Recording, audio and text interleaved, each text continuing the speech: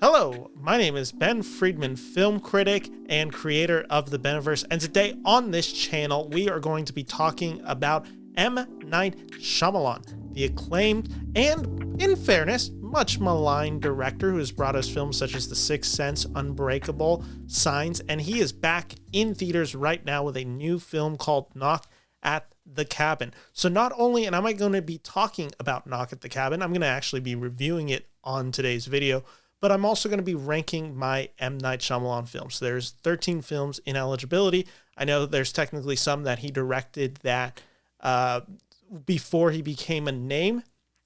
I am counting it as Sixth Sense. I'm counting Sixth Sense as his feature debut. You can disagree with it. That's how we're doing it. I watched all 13 of his films again in the past few weeks to prepare for this episode, so I feel well qualified to talk about it. And so we're going to be just jumping into M. Night Shyamalan. This guy's had a very interesting career. You know, he becomes famous in 1999 for Sixth Sense, and it just becomes the biggest thing in the world. The Shyamalan twist, as it is called and known. The expectations are crazy. He's basically anointed the next Spielberg, which is just a path of failure. You will never be able to be the next Spielberg. He gets that. He starts having a few films. Maybe some ego starts going a little bit too high. Maybe he really is buying into the hype. Whatever.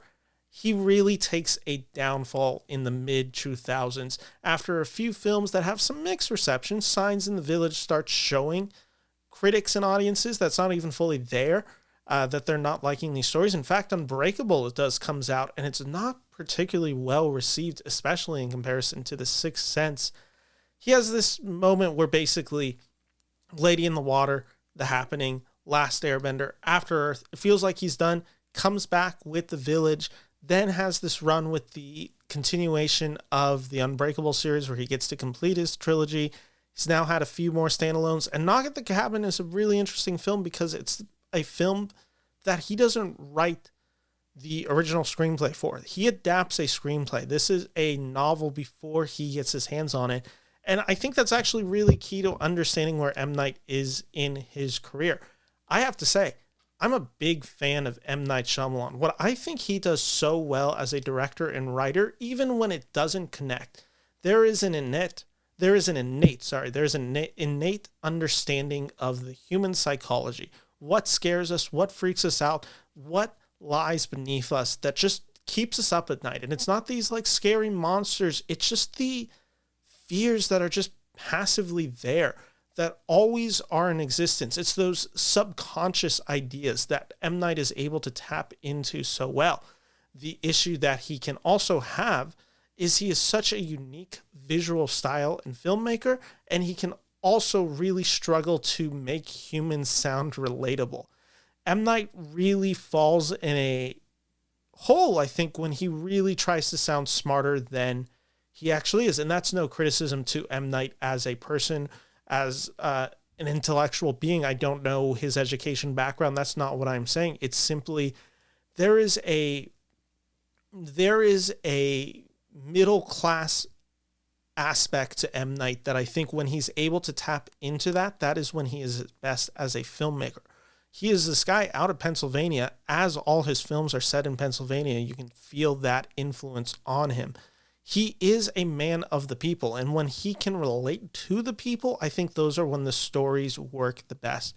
When he goes really bold and ambitious, and in particular when the films get heavy in action, I think that's where he can falter as a writer, and that's where some of his biggest struggles have come since. And what I have always respected about M. Night, even in the films that don't work, there is a sense of filmmaking style that is so rare in directors today. He makes an M. Night Shyamalan film. The best part about M. Night is that you can usually feel the influence of an M. Night Shyamalan. You always can tell that you are watching one of his films, unlike some of his other peers, where sometimes the direction feels invisible. That's not the case with this guy. You feel his direction. He obviously borrows a lot from Hitchcock. I mean, down to the suspense, the thriller aspects of the film, even to the point of putting himself in cameos within his film. He does respect and understand what made Hitchcock so interesting. He has this Twilight Zone love that's very apparent. Again, and with that Spielberg comparison, films like Signs and The Village are to some degrees attempt at mimicking Spielberg's success. And it's so interesting to see so many directors go in that direction. I mean, Jordan Peele recently just had that as Nope. Nope is his idea of a Spielberg film. The ideology and existence of a Spielberg film, that is that is Jordan Peele tapping into that same structure, those same narrative ideas, and making something with Nope. And I think Signs in the Village are really great examples of a director doing the same idea, just to less success. But when talking about M. Night, what excites me the most is just the originality of him. There is quite literally no one like him in Hollywood working, and he has such a passion for script, for storytelling, and for just thriller and horror in a way that never feels cheap. Even when it's bad, it never feels cheap. It never feels like he is cutting corners. That's what I respect about him. And in talking about him today, I think that my respect is going to be clear, even in the really bad films, which I can't sugarcoat it. As big of a fan as I am of him, there's some really bad films in this mix. But anyway, let's jump in. Let's start talking about his latest film, Knock at the Cabin, which is an American psychological horror film written and directed by M. Night Shyamalan. It is based on the book The Cabin at the End of the World by Paul G. Tremblay. The film, Knock at the Cabin, follows a family of 3 who vacations at a remote cabin, but suddenly finds themselves held hostage by 4 strangers who demand their family must make a sacrifice in order to avert the apocalypse. Jonathan Groff, Ben Aldridge, and Christian Coy star as the family in distress, while the 4 strangers are played by Dave Bautista, Nikki Amuka Bird, Abby Quinn, and Rupert Grint. This is the ensemble cast of the film. While there are a few other figures who pop in and out of the film, we are largely following these 7 characters throughout the runtime. This is a very small ensemble cast, and it is a very small film in its location. We are at this cabin for probably 85 to 90% of the film. What I really appreciated about Knock at the Cabin, and let's just start there, what I really liked about this film is the cast. In particular, you've heard so much about Dave Bautista. And Dave Bautista is wonderful in Knock at the Cabin. He is the head of this religious cult, whatever you want to call it. He's the leader who brings these strangers to this cabin to avert the apocalypse. And Bautista is a huge guy. There's no way of getting around that. He is literally massive. His arm is probably bigger than my chest. This guy is just built differently. And yet what I find so interesting about Bautista is he doesn't use his size to portray characters. Not to say that his size can't influence the character, and that's not some points necessary for that character, but it's just quite literally, this guy could just be the muscle in the movie. In Knock at the Cabin, he is quite literally not the muscle. He is the intellectual, he is soft-spoken, he is so charismatic, he is so empathetic, and yet he always feels dangerous. The quieter moments with him, there's this sense of dread because you just look at him and you know he could snap you in half just by his literal physical size. But again, he doesn't rely on that. It is just there and it helps create dread and terror, but it's not what makes him so good as an actor. It is just this emotional vulnerability that he is able to tap into. I've said it before, I think Dave Bautista is probably the best working wrestler turned actor ever. I don't think anyone competes to him. I legitimately think in 10 to 20 years' time, we will see Bautista with a Best Actor award on his mantle. This guy is such a unique treasure. And in Knock at the Cabin, that menace of him is just so real. Every moment of him, he just feels unpredictable. But yet there's an ability for you to just root for this character because it's Bautista. He has this level of charisma that is just unmatched. And it's such an interesting screen presence because he is willing to play down. He is such an actor of a status and stature, literally, that, again, he could be playing a very specific type of character. This character in Knock at the Cabin could have worked as the big, tough guy, kind of imposing his will on this family. But that's not what he is doing. He is so much more quieter. He is so much more relatable in that. And he's just able to achieve everything that this film asked of him. And it's a really impressive performance. And obviously, everyone who's talked about it, I think, has been pretty universal in their praise for Bautista. And I can't go against it. I'm not going to be a contrarian here. He is incredible in this film, and he is really the main draw of this film, to watch this film for his performance. But that's not to say that the rest of the cast doesn't come to play. In particular, I think Abby Quinn, Nikki Amuka Bird, and Ben Aldridge are all wonderful. Quinn and Bird are two of the strangers alongside Bautista. They are the two females. They each get moments to shine. In particular, Abby Quinn is an actress I am very unfamiliar with, and she really impressed me. Again, it's this charisma that they all have, and it's just this ability for you to just get lost with them and start siding with them and start putting yourself in their shoes. And there's this dread and horror. And as the film becomes unpredictable, and as these characters' actions become unpredictable, and as the allegiances start getting a little confusing and confound as the stress of the situation continues on, you're with these characters and you feel every emotion that they are there for. Not that you're ever rooting for them necessarily, but you understand why they're there. And it's such an impressive performance. But the guy who really stood out to me was Ben Aldridge. Now, I talked about Ben Aldridge when I reviewed the film, spoiler alert, that came out last year in December with Jim Parsons, and I said Ben Aldridge was really talented. This is another example of Ben Aldridge being very talented, and I think it's also just M. Night Shyamalan knowing how to use Ben Aldridge very well. He has a really just tough guy persona to him. It's a very interesting performance that he is able to channel, where I think it would have been very easy for this character to kind of become one note. He is definitely the tougher. He is definitely the more emotional of the two. He has some past trauma, especially as it connects with the four strangers. And again, I think it would have been easy for this guy to just kind of become a stereotype really easily. Ben Aldridge is able to elevate the material that at times can be weaker and really bring something very special to life. And his relationship, the romance that he has with Jonathan Groff and his connection to his daughter feels very real. And as an actor, I just think Ben Aldridge has really just channeled something special and is really able to just elevate the material that is maybe not up to par as good as he is. Now, let's get into the M. Night Shyamalan-ness of this movie. Because obviously, this is not a film that he wrote. He adapted this story. This is, if I am correct, the first case of him adapting a story. I might be wrong. The Visit might actually be an adaptation, but I'm not positive. But regardless, Knock at the Cabin, or as it was originally titled, The Cabin at the End of the World, was a very popular novel for 2018.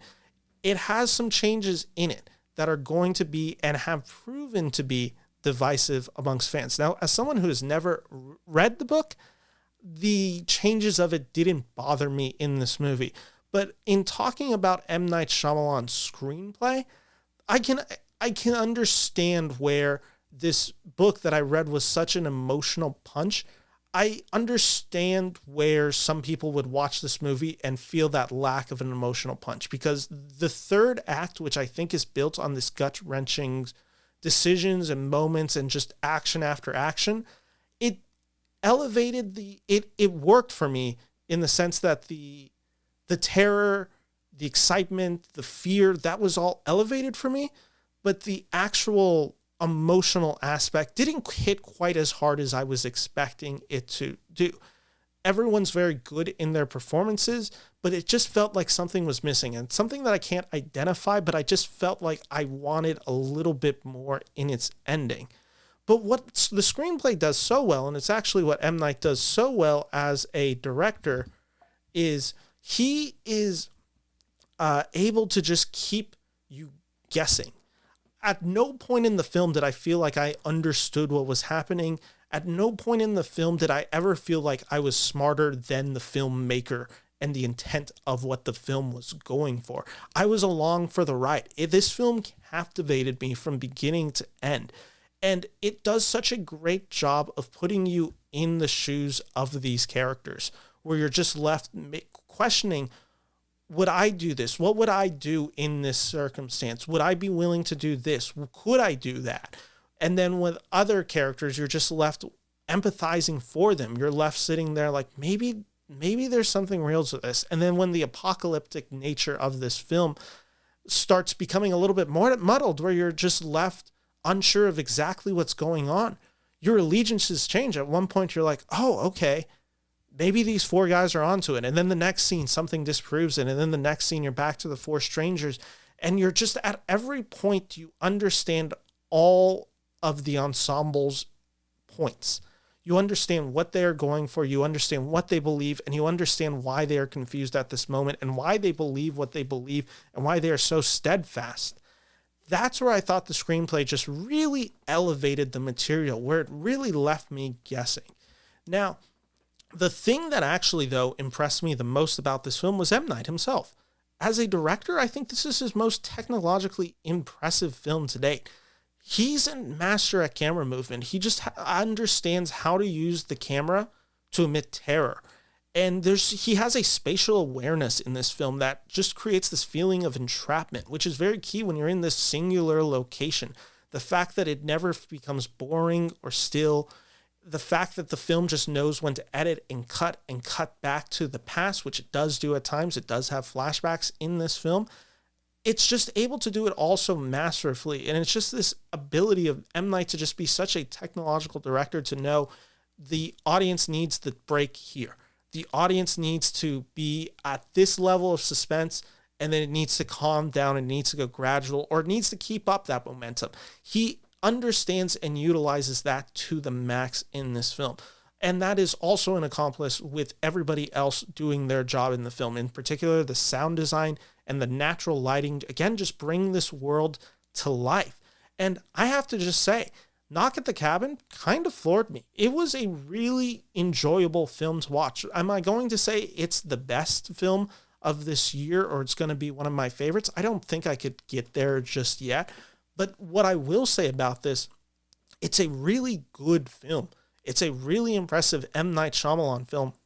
And it's a film that I want to revisit. It's a film that I want to keep watching, keep understanding, keep learning. This really does feel like an auteur making a film and me just wanting to consume that film and learn about that film. That's what I find so impressive. So even the aspects that I don't fully love about this film, some of the emotional tendencies of this film, which I think aren't always there, I give this film credit for making it rewatchable, and the fact that I want to rewatch this film and be in this world. Thus, I wanted to call it The Cabin at the End of the World. Thus, Knock at the Cabin really worked for me, and I found this film to be quite a delight, quite a joy to watch. And even if you're not going to maybe love the film or you have reservations about it, I think everybody is going to be kind of in agreement of the performances, especially from Dave Bautista, who, again, is a standout in this film. With that all said, Knock at the Cabin is getting a 3.5 out of 4 stars for me here at the Beneverse. So with that all said, that's my review of Knock at the Cabin, and it's now time to get into the actual discussion of today's episode, which is ranking the 13 M. Night Shyamalan films. Now, this was a weird task because I had to rewatch a few. I had to watch some for the first time. And a lot of these films, I would say there were only 3 films of his that I really couldn't go away respecting anything of the film, where the film was just a complete miss for me. The other ones have aspects and ideas that I like to some degree. So we're going to start from 13 and go all the way down to 1. So my least favorite M. Night Shyamalan film is After Earth with Will Smith and Jaden Smith. It comes out in 2013. I think this film is just, the reason it doesn't work is because it is M. Night trying to do something he's not good at, and that's action and sci-fi. It's just a complete miss. The action doesn't work. The performances from Jaden and Will are very stale. They're very wooden. There's no emotional arc between this film. And M. Night is a guy who is able to really direct children actors well. That is not the case of this film with Jaden Smith, but also Jaden Smith doesn't give him much to work with, and neither does Will Smith. It's just the case of After Earth is a film where M. Night's other films work so well is that you care about the family dynamics. In this film, you don't care about the family dynamics. They feel too alien. They're just not of this world. And I couldn't finish it. I had to turn this film off. I thought it was the worst one that he had done, so that's why it's coming in dead last on this ranking. Coming in at number 12 is another film that I could not finish, but I just gave it a slightly higher rating due to the production value, the performances, the score. There were some technological elements of this film that looked good and especially looked better than After Earth, and that's Lady in the Water. I found this story to be almost incomprehensible. I just couldn't connect. I couldn't do anything with this story. It never felt like I could grab onto this story and hold on and just get lost in this world. It's a fairy tale, but it never goes anywhere. The performances are kind of hit and miss. I think Giamatti's fine. I think Bryce Dallas Howard's maybe not miscast, but just isn't particularly good in this film. Again, so a really good score from Newton, some good direction, some beautiful cinematography, but it just all is in service of nothing in a story that just doesn't go anywhere or really is comprehensible in any way. This is kind of the film that's mocked for being M. Night's ode to himself, and it does feel like that at times, and just I couldn't get into this film at all. Number 11, maybe this film's too high at number 11, but you know what? I finished this film, so that's the biggest praise I can give this film, and that's The Last Airbender. Now, this is truly the case of M. Night's direction is completely invisible in this film. You could watch this film, and if you didn't know this was directed by M. Night, you would never be able to guess. I could give you 1,000 guesses. He would never be a name that pops into your head. Now, being a fan of The Last Airbender, the TV show, this is atrocious, but completely remove that. If you had no fandom of this film is completely incomprehensible. You would not be able to understand what is going on. You would not be able to follow it. All the performances are very stale and wooden. The action is atrociously bad. Nothing of interest happens in this film. It is far too fast-paced for its own good, and yet it is too slow because if you don't know anything about it, it's just, you're so lost. This film is atrocious, but I did finish it. That's why it's coming in at number 11. Number 10, I have to give this film a little bit of credit. Not because it's good. This film's not good, but because it's interesting. I'm curious if I had watched this film in 2019, what my reaction to this film would have been before COVID. But I think after COVID, this film has a resonance to it that I don't think was there and is probably not even intentional, but there is something really real about it and at times like almost close to emotionally impactful, and that's The Happening. Now, the biggest issue with The Happening is actually not M. Night Shyamalan's direction or maybe not even necessarily the writing. I think the direction is actually quite good. It's just the story doesn't, again, it's this issue of the story feels very half-baked. The biggest issue of this film is the performances. Mark Wahlberg, Zooey Deschanel are bad in this film. No way around it. They are bad.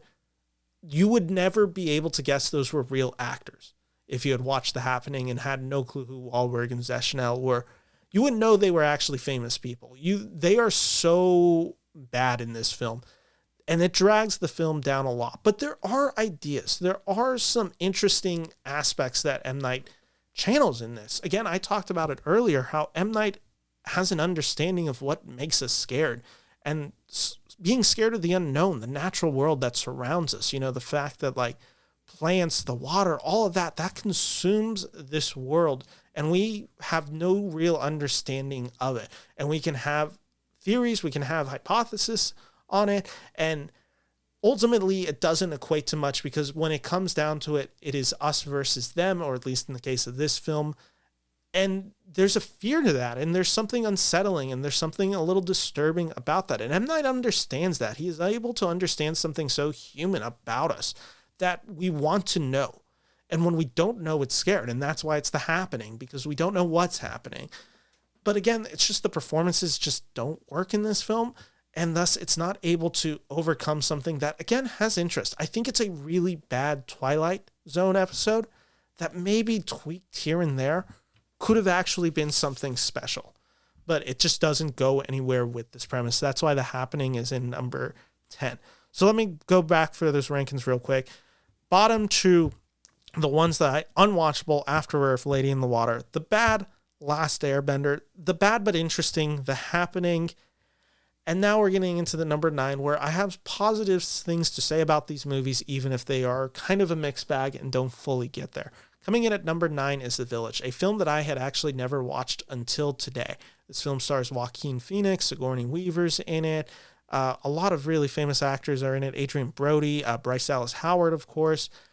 This is an example of a screenplay that just did not work for me. None of the emotional connection, the twist does not work for me, but the performances are very good. I think in particular, Bryce Dallas Howard, Joaquin Phoenix are very good, and the direction is very good. It's a very strong period piece, which does make the twist kind of work much better with just this direction.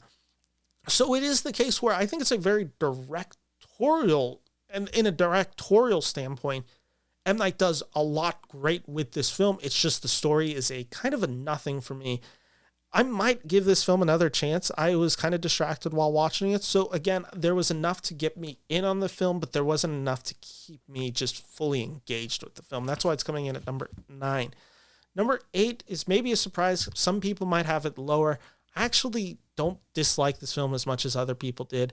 That was Old from 2021. This film stars Gail Bernicia Garcia, I believe is how you pronounce his name, and Thomasin McKenzie from Jojo Rabbit, an actress I am a big fan of. I believe it's Nate Wolf is in this, or it's Alex Wolf, one of the Naked Brothers band members is in this film.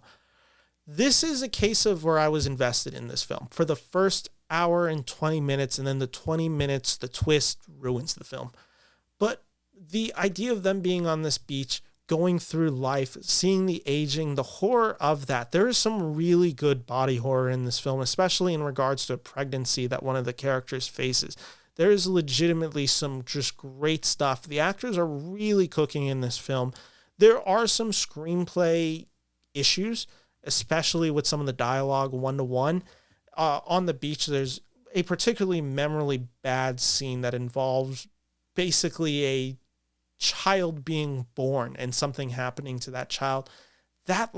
Moments like that, those lines are a little just cringe. But for the rest of it, I like this film up until the ending. And then it's just the third act doesn't stick the landing. So it leaves a sour taste in my mouth. Had the third act actually worked in a comprehensive way and in a way that I found enjoyable and satisfying, this film would be higher up on this list. But for now, that's why it's number 8. Coming in at number 7 is arguably maybe the most important film of M. Night Shyamalan's career outside of The Sixth Sense, and that is his return to form in 2015, The Visit. This is M. Night Shyamalan doing a found horror footage film. This is him at his all-time low. He has to basically fund this movie. His career is riding on this movie, and it's a very straightforward, kids go to the house of their grandparents. Grandparents are crazy. What is happening? That's the horror. That's the premise. I found this film to be very engaging. I found it to be a lot of fun. The kid performances are very good. It's very good atmospherically. It is M. Night working on probably the smallest budget he's had since The Sixth Sense, or probably even smaller than The Sixth Sense. It's him kind of embracing the Blumhouse model of films where you make it for less than $1 million, make a huge profit, and what can you do with not seeing much? And M. Night really delivers. I think it's a really good found horror footage film that has a lot of fun to be had. I think it's kind of the perfect teenage like horror film. One that you can watch at a young enough age, wouldn't be too scary for like, teenagers, but also has some genuine thrills in it. I find this film to just be a load of fun. I really like The Visit. Coming in at number 6 was, again, a film that I had never actually seen until this week. Really good performances, an ending that is just bafflingly bad. And then had the ending not been as bafflingly bad as it was, I'd have this film higher up solely for the performance of Joaquin Phoenix alone. And that is Signs, which is the alien invasion film from M. Night. There is some really good horror in this film, but largely the horror is actually in the family dynamic at this film. A family facing the apocalypse and what becomes of their lives. This is a film dealing with grief and sadness and regret. In particular, Mel Gibson and Joaquin Phoenix are really stand out in this film. There is a dinner sequence in here that I think is some of the best M. Night has just ever done in his career. There's a real emotional heart to this film, and it's pretty heartbreaking in scenes. Like, there is some legitimately great emotion in this film. The issue, again, besides the third act, which I don't want to spoil the ending of Signs, but it's a really head scratcher. What was that? The first act's a little too slow for my pace, but once the second act really gets in, once we're really just kind of locked in on this alien invasion, the horror of that and the horror of realizing that you might not see tomorrow, that's where I found this film to be really effective, and I like this film a lot. If I had to, again, rank these from the unwatchables to the bads to the mixed, this is The Visit and Signs are really the true films that are the positives. These are the recommendations from Shyamalan. As is my next film, number 5, a film a lot of people were very divided on. Some people hated it. Some people loved it. I am much closer to loving this film. This came out at a very weird time in my life where my grandma was literally on hospice, I think, when I saw this movie. So this has a really weird emotional aspect to this film that actually kind of made it hard for me to rewatch this film and revisit it. But I really enjoy this film for what it is and what it's trying to say and do. And that is Glass, the ending of the trilogy of the Unbreakable series. I think everyone gives really good performances in this film. McAvoy is, again, just stand out as that character from Split. Bruce Willis, it's probably his last great performance that he's able to turn in. Samuel L. Jackson's very good as Mr. Glass. There's a lot to really like about it. I like the subdued nature of it. This is a film that could have gone much bigger, and it never does. I really like the asylum aspect of this film. There is a lot to really just appreciate and dive into, and I find interesting and very emotionally vulnerable. It does fall into some of the... This is a film where M. Night gets a little too interested in world building, I think, where, Split has this really great reveal at the end. It's not even a twist. It's just a reveal that really just brings this world so much bigger. This film is very much kind of concerned with, like, maybe not even the ideas of sequels, but it's very much trying to play within the modern superhero context with people getting revealed at the end and these secret societies and these conspiracies and all that. And that's where the film really loses me. But when it is just these three characters on screen going through and kind of deconstructing the superhero / comic book medium of which we exist in now in and this year it's 2019 is when this film comes out, I thought it was excellent, and I thought it was really well done, and it's very much worth the recommendation from me. Coming in at number 4 is the companion piece to Glass, It's Split. The reason you watch this movie is James McAvoy, and James McAvoy alone. He is terrifyingly good in this role. Just such a standout performance, just one of the best we got this year. One of those, again, where you look at the horror and you're like, I wish people took this genre a little bit more seriously, because he's able to achieve something pretty wonderful in this film. As a M. Night film, it's not actually one of my favorites in the sense that I don't feel M. Night's direction very clearly. I think this film kind of lacks identity at times, which maybe fits very well with its main character. But on an actual enjoyment level, I have a ton of fun with this film. So while it's not maybe one of M. Night's best per se, it's a film that I really enjoy, specifically for the James McAvoy performance. It's probably the best performance M. Night has ever gotten out of an actor in a film ever. Coming in at number 3, I'm not going to go into it because I just gave my review for it. Cabin in the Woods. Really enjoy this film for what it is. I have a feeling this is going to maybe even climb up. Probably not climb up because it kind of feels like 2 and 1 are kind of undeniable. But this is a film that I really enjoyed, and I think people are going to keep watching, and I think people in like 10 years are going to be speaking about this like it's M. Night's unsung masterpiece. Number 2. These are the 2. Everyone knows when you're making an M. Night list, these are either going to be 1 or 2 on majority of people's lists. It's just the ranking. These are the 2 that made him. And coming in at number 2, for me, is The Sixth Sense. A incredible film. Now, did knowing the twist maybe hurt the film a little bit? I wish I didn't know the twist going into it. I think I would never be able to forget that feeling. But regardless, this is a wonderful film. One of Bruce Willis's best performances, an incredible child performance from Haley Joel Osment. This is just atmosphere, tension, screenplay, story, pacing, direction, all of it coming together in such a just human, relatable way. And it's wonderful. I mean, what else is there to say about The Sixth Sense? It is the film for a reason, and it is the reason M. Night is still huge. The Sixth Sense is one of those films. It just will always live on in the lexicon and history of film. But my personal favorite, coming in at number 1, is Unbreakable. I'm a superhero guy. This was something I did not know I needed. I saw this film at a very key age in my life. I think I was 13 or 14 when I was watching a bunch of superhero films. And this was when people talk about the mind twist that was The Sixth Sense.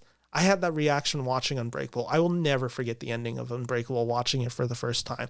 It just quickly became the film that I'm just like, I didn't know you could do that. I didn't know you could talk about superheroes in this way. I didn't know you could ground it in this way. I didn't know Bruce Willis could do this as an actor, to just bring it so real, so grounded, everything about it. It just felt so deconstructed, and it felt deconstructed in a time where I didn't even fully understand what deconstructed meant. Watching that film, I just remember just this feeling of just excitement. I'm like, I want to know more. I want to be in this world. Like, I want to see what else he has. That's why I'm so high on Splitting Glass. Like, you have to understand, when I saw Split and I really liked the film, one of my top 5 favorite theater reactions, I had no clue about the reveal at the end. I'm sitting there and they start panning out and they start mentioning it and you hear the music and I'm like, oh, are they actually doing this? Is this actually happening? And when they show Bruce Willis, David Dunn, I lost it. I was literally in tears. I was so happy. This film means everything to me. Unbreakable means everything to me. It's the film. It's his film for me. It's the film that made me fall in love with M. Night Shyamalan. It's one of my favorite films at all time. It is just a beautiful film that uses color so masterfully. Everything about this film is wonderful, and I highly recommend it. It is so damn underrated. It is great. Love, love, love Unbreakable. And that is my tier list. So running it back, 13 After Earth, Lady in the Water, The Last Airbender, The Happening, coming in at 9, The Village, 8, Old, 7, The Visit, 6, Signs, 5, Glass, 4, Split, 3, Cabin in the Woods, 2, The Sixth Sense, and coming in at number 1, Unbreakable. Anyway, that is my list. Thank you all for watching this video on M. Night Shyamalan. I can't wait to see more from him. Legitimately, I love this guy. I love this filmmaker. I'll always be in on him, even through the rough. And you know what? I don't think he'll have as rough as a period as he did for those 15-year stretch. So I can't wait to see what else he brings. Thank you all for watching. If you like this video, make sure to like and subscribe to the Beniverse. My name is Ben Friedman. Take care. Bye-bye.